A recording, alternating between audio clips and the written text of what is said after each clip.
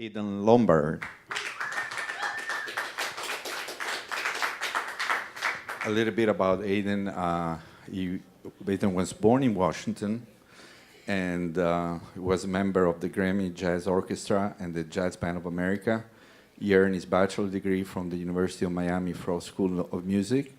And in 2014, he was the youngest of 12 semifinalists in the Thelonious Monk Institute of Jazz International Trumpet Competition. And actually this year, he won one of the plays at the Thelonious Jazz Monk Competition, which will allow him to spend 2 years in Los Angeles after this. He has shared the stage with, Chick Corea, is that true? And Stanley Clarke and Esperanza Spalding. He also was part of our trip down in Panama this year, and it's been really a pleasure to have and work with him as his advisor for this project. And in his committee, he has Professor Lesteri Cordis and Professor Alan Chase. Please welcome again Aidan Lombard and Mind Games. Thank you. Thank you. Thank you, Marco. Yes. Thank you, everybody, for being here. As Marco said, my project is entitled Mind Games. The music that I'll be presenting today was inspired by various habits I have of either avoiding or actively responding to the feeling of vulnerability or self-consciousness in ways that are unproductive or confusing or directly harmful to myself and the people around me. For me, as I imagine for a lot of us, global has been an environment where we have to confront this feeling daily because, at least I feel, regularly exposed, first and foremost as a human being, second of all as a musician. I've realized that I often respond to that feeling in a way that isn't so much me, but me allowing my perspective or my ego to shape my behavior and expression as if I'm on autopilot. And my goal is that by reflecting on these habits and representing them, confronting them musically, and presenting that process publicly, I'll have to face them in a way that makes this project a genuine representation of who I am and where I am in my development. I'm going to speak in the context of myself because one of the things that I would like to change about myself is that I have a tendency to make assumptions about other people's perspective. But that being said, the goal of this project is to present ideas that everybody is dealing with in one way or another. So first I'm just going to talk a bit about the musical inspiration that shaped the composition process and the band that I chose to record with. So I've always been enamored with the sound of a trumpet and saxophone jazz quintet with a piano trio. I think that this offers a level of musical intimacy where the sound and playing approach can continually shift and change. But the relationship between the saxophone and the trumpet as sharing the leadership role in an ensemble can have a really unique combination in the way that it influences the sound of the band. Because the sound of the two instruments is so different and the technicality of the two instruments is so different that the approach of the two people playing the two different instruments has to be different. So I think that the way that those different approaches can combine into one sound is really interesting and is something that I wanted to pursue with this project. So here I've listed some of my favorite quintet leaders from about 30 years of history from the mid 1940s to the early 1970s.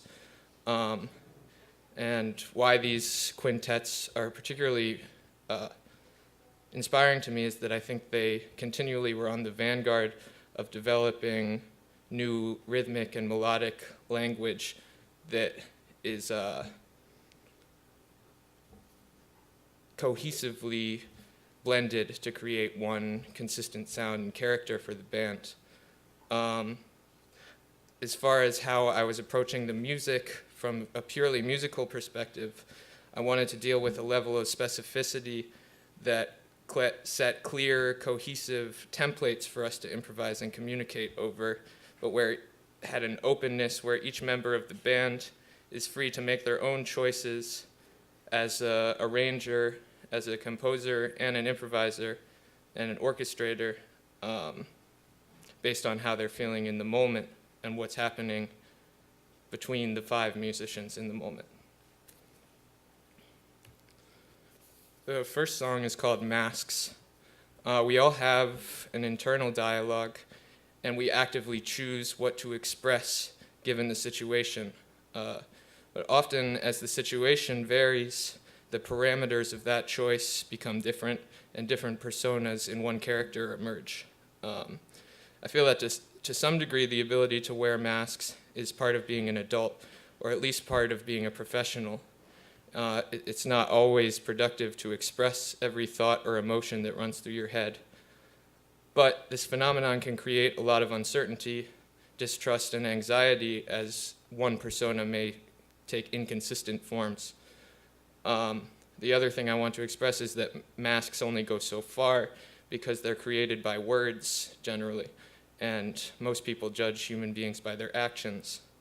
And actions come from a place that's more fundamental and impossible to conceal, really.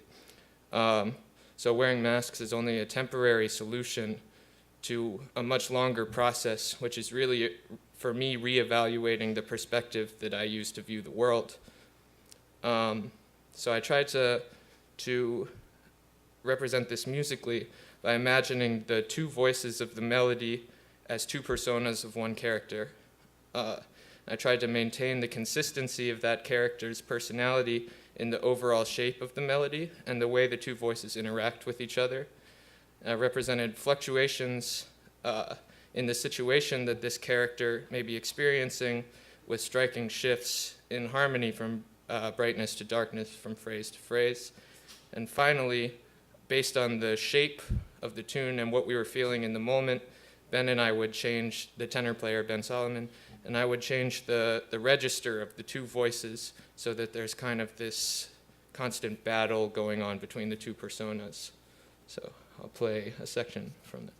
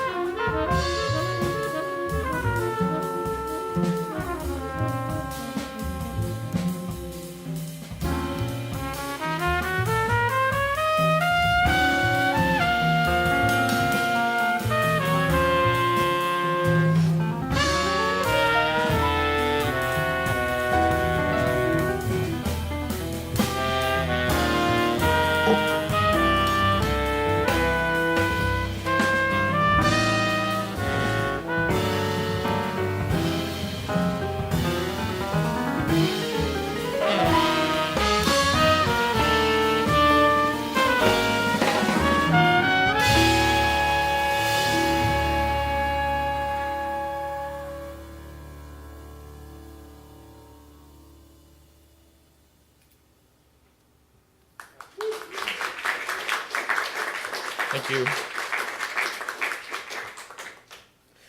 The next song is called Freeze, and it's meant to portray a response to triggers that directly target my insecurities, where it feels that I lose the ability to be fully present in a given situation. the feeling where your heart races and you start to feel dizzy and your perspective becomes irrationally self-deprecating.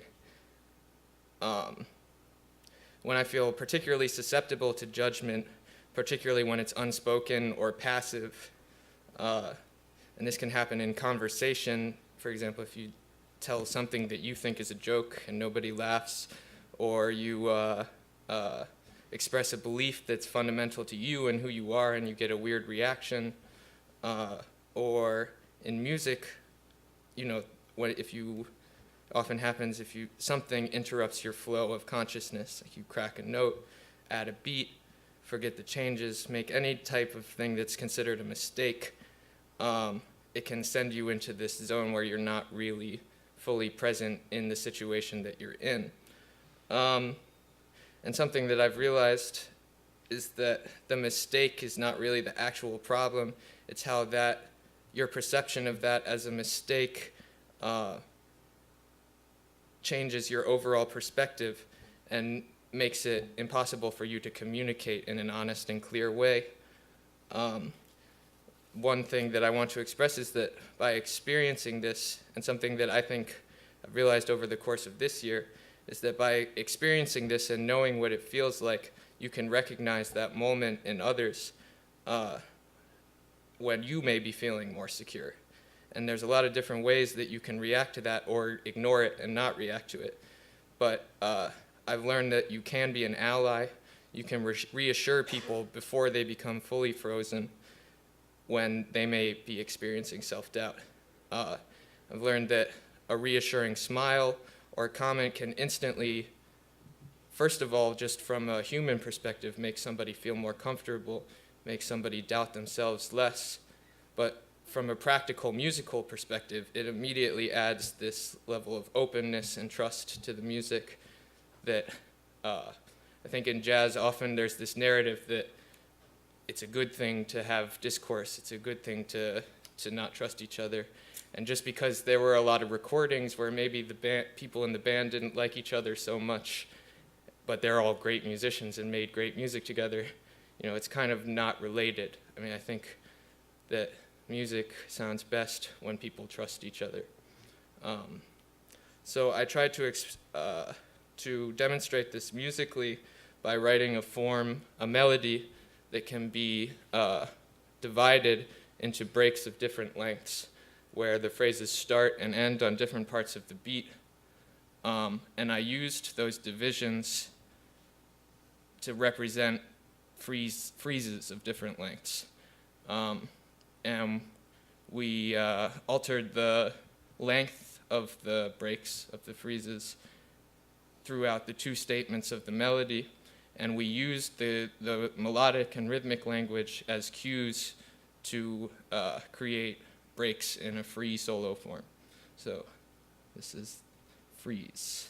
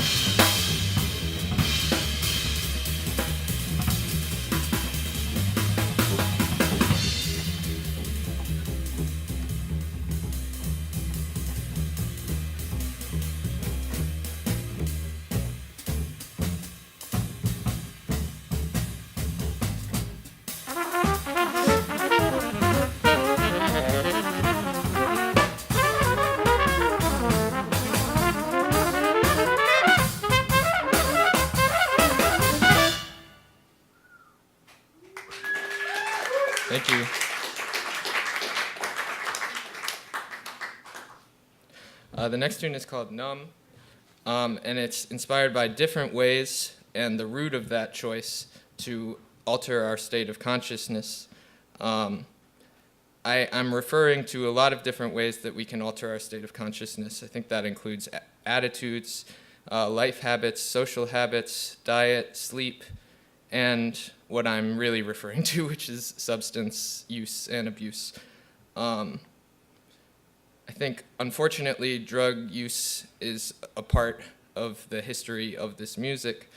It's a part of the music that we came here to study, and I think that it should be discussed. But as a means of offering historical context on the environment and condition that the geniuses who developed this music were forced to endure. Because those are the conditions that shaped the sound and development of jazz. Too often I think it's spoken about as a means of judging the character of the people who did struggle with addiction, and we forget that some people were actually forced to confront these choices on a daily basis on an institutionalized level. First of all, heroin and crack were funneled into the neighborhoods that these musicians lived in by various corporations. And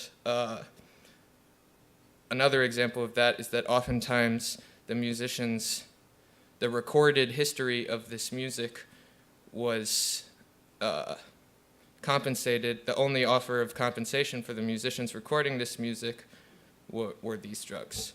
So in light of all that, I think the weight of the choice that people like Clifford Brown and Eric Dolphy and Ornette Coleman made often escapes us because we don't realize the fact that we're not actually forced to confront these choices on a daily basis the way that they were. It also is still a huge issue today because there are still corporations that are funneling the same chemicals that are the effect of those street drugs in the form of medicine. And we have epidemics in America right now based on various types of drug abuse. And I think it's a huge problem. And I think it's also a problem that usually leads people to judge the character of the people who are dealing with the problem. Obviously, there's a choice being made in that situation, and that should be recognized, but in a way that's productive for everybody. So I wanted to get at the root of why people might want to alter their state of consciousness in an extreme way, and to me it has to do with our perception of time.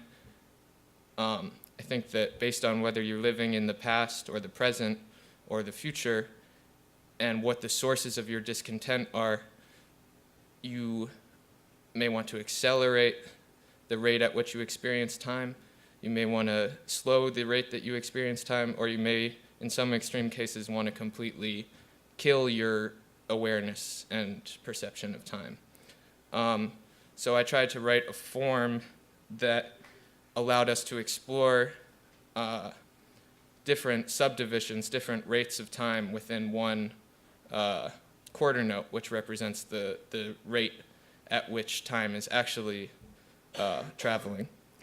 I tried to write a melody that has an overall ballad phrasing, but has certain rhythmic cues, such as the and of 4 in the second line, and the 2 in bar 16, and the shift to 6/4 that either propels the groove forward throughout the course of the form, or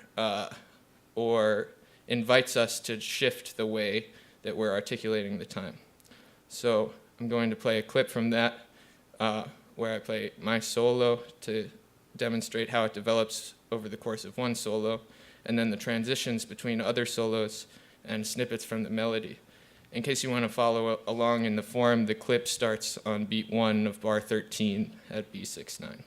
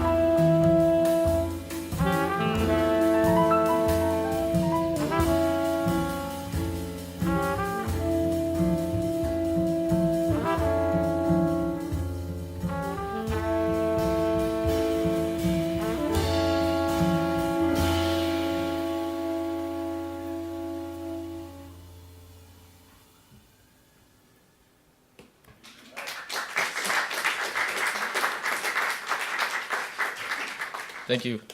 The last piece I'm going to present is called Wet Snow, and the title was inspired by Fyodor Dostoevsky's Notes from the Underground. Fyodor Dostoevsky was one of the most celebrated novelists of modern literature, but this book in particular, or particularly the first half of this book, presented psychological theories that directly influenced the research of Friedrich Nietzsche, Sigmund Freud, and Carl Jung, and also directly influenced the literature of Ellison. Ralph Ellison. Sorry. What I was particularly taken back about in this book was the image of the crystal palace or the crystal edifice, which refers to an imaginary ideology we all strive to embody, and a condition that we all strive to live in that's essentially free of conflict. He finds that ultimately it's an illusion because the source is ultimately the source of his own shortcomings and discontent. What I wanted to represent is that in the coming years, I want to strive to see the world from the perspective of both brightness and darkness, not for the purpose of judgment, but as a means of developing situational intelligence and becoming a more productive and supportive presence in the musical and social situations that I may find myself in. So musically, how I tried to represent that was essentially with tension and release. So here I have 2 resolution points in the form of this song. The first, how I see it, is the first 6 bars, which is essentially a long delayed resolution of 5-1. The chords were created by essentially voice notes on the top of the voicing moving up chromatically, and the melody essentially only ornaments those voice notes with fourths. I also tried to create rhythmic tension in this section, both with just putting the whole section in 11 and also creating differences in the subdivision between the melody and the bass line in this section, particularly layering subdivisions of 2 over subdivisions of 3. Also, the subdivision of the fourth that ornaments the melody note is getting bigger and bigger over the course of these 6 bars until it finally resolves. But when it resolves, you have a sense that it breaks with the melody hitting on 1, but the rhythm section landing on beat 2. And this section, in this last line here, is essentially just a 2-5-1 with C in the bass, or a 2-5-1 to E with C in the bass. So I tried to alter our sense of what resolution really means, how long it takes to get to a place of resolution, and I also tried to make the tension parts beautiful, because I think that the tension is a necessary part of development, necessary part of becoming the human being that you want to become, and it essentially is the development. So I wanted to represent that that's just as beautiful as any part of the process. So here's that recording.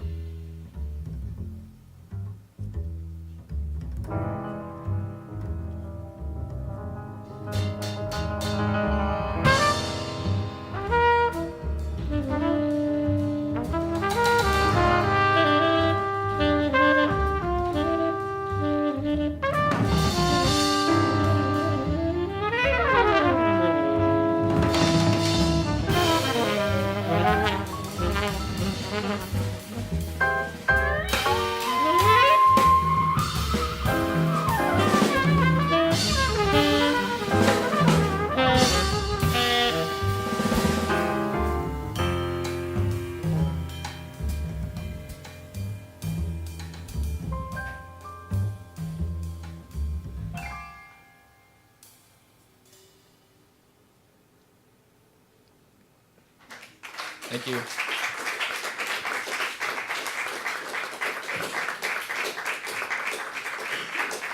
I just wanted to say some thank yous. First of all, to the band that I recorded with.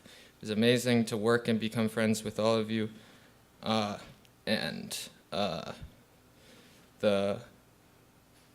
It really felt like playing in a band, so I'm grateful for all of you for that. Janine Cohen, Daniel Babai, and Lee Artsemak, thank you so much for all your help in the recording, mixing, and mastering. It was amazing to have this team of people working with me. It felt like an amazing privilege. My committee, Marco Pignataro, who's also my advisor, Lefteris Cordis, and Alan Chase, thank you so much. You've all been incredibly inspiring to me and the chances I've gotten to work with you. And it's been a pleasure. Thank you. Danilo Perez, our artistic director, Terry Lynn Carrington, John Patitucci, Joe Lovano, Dave Liebman, Ben Street, Alan Pasqua, Adam Cruz, Annette Cohen. Am I forgetting anybody? It's amazing. I've learned so much from all of you. And I think that's something that I thought about, or piece of information that I got from all of these people is present in the music that I recorded and what I've been practicing this year, and what I'll be practicing for the foreseeable future. So that's what I wanted out of this year. So thank you for that. And my peers and friends in this year's global class in the larger Berkeley community, being a part of this community has really kind of hit a reset button on my life and the way that I view my life and my perspective on others. And I'll be trying to process the lessons that I learned from my peers this year more than anything in the future. So that's it. Thank you. Aidan Lombard, beautiful. Thank you.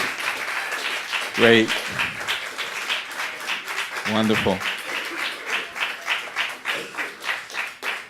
So we went a little over with the music, which was great, but it means we have 10 minutes, so maybe the comments, just be aware of it. We would like to start. Alan, maybe?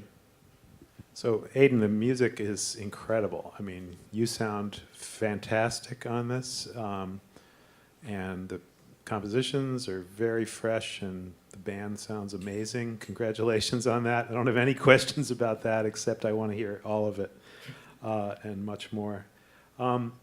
So this is really very unique in my experience of these projects that I've heard, and very helpful, I think, to really open up and, this dialogue about this sort of stuff involves a lot of personal, maybe a feeling of risk or at least openness that not that many people directly address in public, and it's great to talk about it. I think it's really helpful for everybody for you to break the ice about this kind of talk about discussion of one's psychology as a musician and as a person and how those are interacting with your artistic process. I just wanted to know a little bit more about, you've really thought about this, you've really done some kind of research, and if you're comfortable telling us about any part of that, it would be helpful to know. I mean, does it come from reading, just from thinking and experience, or dialogue with other people? Are there things that you want to share about the source of your ideas on this sort of thing, or how you came to this sort of deep reflection? Yeah. Well, at a certain point, I decided that I had to do this project as opposed to other ideas I had, because this is what's going through my head all the time. I'm just like a very super socially anxious person, but I also am really interested in it. Like the reasons behind why people act the way they act, why people have these certain unproductive parts of themselves that they can't seem to do away with, has always been like a really fascinating thing to me. So it's just something that I think a lot about and experience a lot. And also I think that over the course of my young adult life, I've developed all these different ways of dealing with it to present myself in a way that protects me from what's really happening inside my head. And I want to stop doing that, and I want to feel more at ease in my general life, and I just want to. I thought that a good start for doing that would be to force myself to just come up here and say something really honest, as opposed to, creating some big plan or idea that I don't really know if I'm in a position to be following through on. Well, thank you for doing that. I just wanted to say that, I think these are really widely human, universal things that you're talking about, and they're much more common than people admit, like social anxiety about interaction and everything. But they're really common in musicians, because I think people who like to spend a lot of time alone are successful in music, but then we have to work together. Yeah. Especially in this music, it's totally community and collaborative. So it's really valuable to address this head on, and it's really rare, and I really appreciate it. You're right, you expressed it so clearly, and I'm going to think about it a lot more. So thank you. Thank you. Yeah.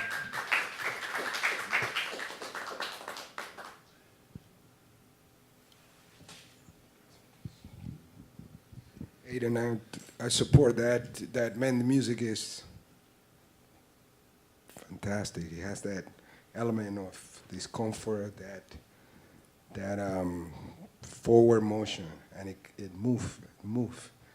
And there was a point that I was really, coming from the end of watching you grow throughout this year, and I want to support that congratulation about looking into internally to really access art and to look for new ways to understand yourself, how you relate to the world. There was some word you mentioned about conflict.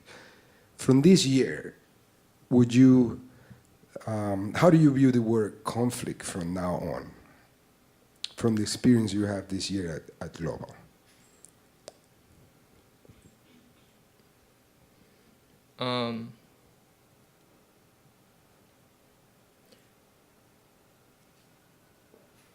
I think ultimately the best way to describe it for me is that anything that forces you to examine yourself in an honest way.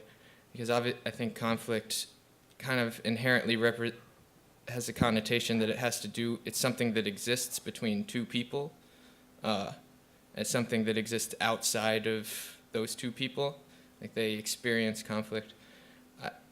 I think to me it more has to do with any situation that forces you to come to terms with the fact that there are parts of you that you don't like, and that there are things about you that need to change, and that you're at the very beginning of development, and just anything that generally causes discomfort about yourself. That is kind of what I view as conflict. And then any time that you directly cause somebody else to feel that way about themselves. That's what off the top of my head. It's very interesting because you're tapping into something, psychological, that there's a word for that. Cognitive dissonance is called. Mm-hmm.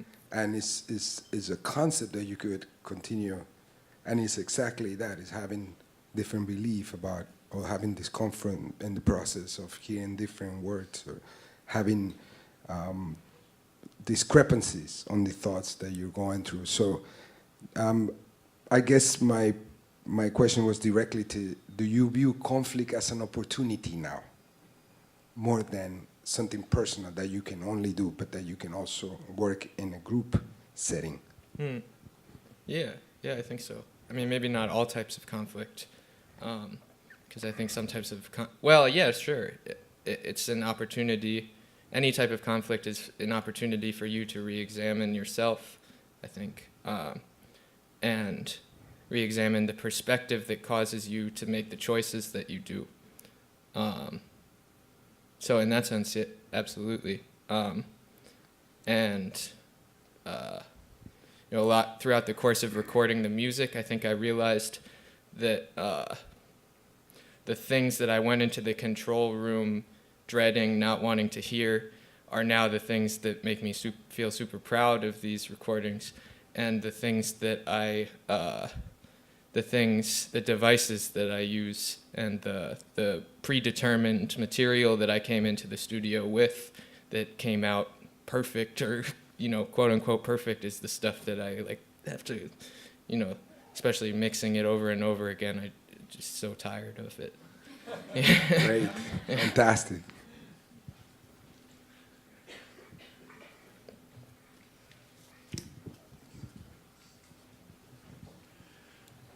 Congratulations. Thank you. Tell me if I'm wrong, but I believe that you have found a process for making something beautiful from tension. Does that seem? Yeah. Yeah. I find a lot of honesty and a lot of truth in your music. Thank you. I want you to know that. And the last thing is just thank you for allowing all of us into a process that is very personal. I appreciate it. Thank you. Thank you. Yeah. Yeah, congratulations again. I agree with what everybody's saying here quickly. I think it's a testament to the Global Jazz Program that you are daring to open yourself as much as you're doing, and I think that's fantastic, and the music is fantastic. Thank you. Thank you. Yes.